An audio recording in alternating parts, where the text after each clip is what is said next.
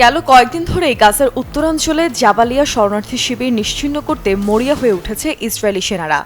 সেই উদ্দেশ্যেই বেসামরিক স্থাপনার দিকে ধেয়ে আসছে যুদ্ধবিমান আর ট্যাঙ্ক।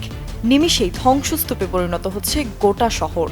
গেল ২৪ ঘণ্টায় জাবালিয়ায় ইসরায়েলি হামলায় অন্তত ২৮ জনের প্রাণহানি হয়েছে। নারী ও শিশুসহ আহত কয়েক ডজন ফিলিস্তিনি।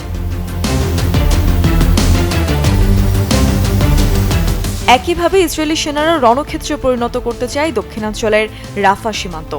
তাদের ধারণা, রাফায় লুকিয়ে রয়েছে হামাস যোদ্ধারা, তাই ক্ষণে ক্ষণেই রাফার দিকে তেড়ে আসছে ইহুদি সেনাদল।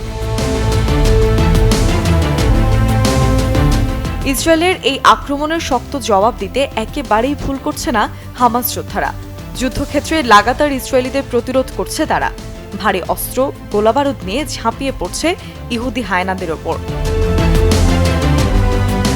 এই পরিস্থিতিতে সুখবর দিল হামাসের আল কাসাম ব্রিগেডের যোদ্ধারা। তারা জানায়, জাবালিয়া ও রাফায় তাদের রবিবারের অভিযান সফল হয়েছে। তাদের এক অভিযানে ইসরায়েলের ১৫ সেনা নিহত হয়েছে। খবরটি নিশ্চিত করেছে লেবানন ভিত্তিক সংবাদ মাধ্যম আল মায়াদিন।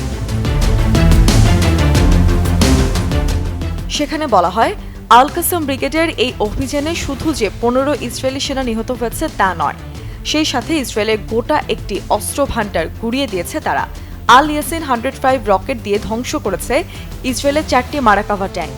এছাড়াও রাফা সীমান্তে ইসরায়েলি সেনাদের লক্ষ্য করে মর্টার শেল ছোঁড়ে অপ্রতিরোধ আল কাসাম ব্রিগেড। আল কাসাম ব্রিগেডের পাশাপাশি যুদ্ধের ময়দানে জাগ্রত রয়েছে হামাসের চৌকস আল কুদস ব্রিগেডও। গাজা উপত্যকার উত্তরাঞ্চলে ও জাবালিয়া শরণার্থী শিবিরের কাছে মারাকাভা ট্যাঙ্ক লক্ষ্য করে বারাক বিস্ফোরক ডিভাইসের বিস্ফোরণ ঘটায়।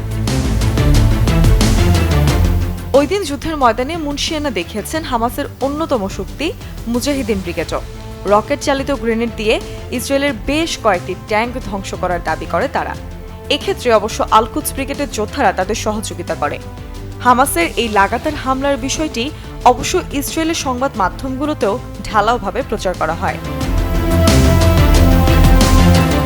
এদিকে গেল নভেম্বর থেকে ইসরায়েলের যুদ্ধকালীন মন্ত্রিসভার ঐক্যে ফাটল ধরেছে এমন খবর প্রচার করে আসছিল গণমাধ্যমগুলো। গাজায় যুদ্ধোত্তর পরিকল্পনার অভাব এই বিভক্তিকে আরও বাড়িয়ে দিয়েছে। এমন পরিস্থিতিতে গাজার শাসন ব্যবস্থা নিয়ে যুদ্ধকালীন মন্ত্রিসভা প্রস্তাবিত ৬ দফা পরিকল্পনা ৮ জুনের মধ্যে চূড়ান্ত করতে ব্যর্থ হলে ক্যাবিনেট থেকে পদত্যাগের ঘোষণা দিয়েছেন মন্ত্রিসভার সদস্য বেনি গ্যান্টস। আর যুদ্ধকালীন মন্ত্রিসভার পরামর্শ না শুনলে গোটা ইসরায়েলের ভবিষ্যৎ অন্ধকারে তলিয়ে যেতে পারে বলে শঙ্কা করা হচ্ছে।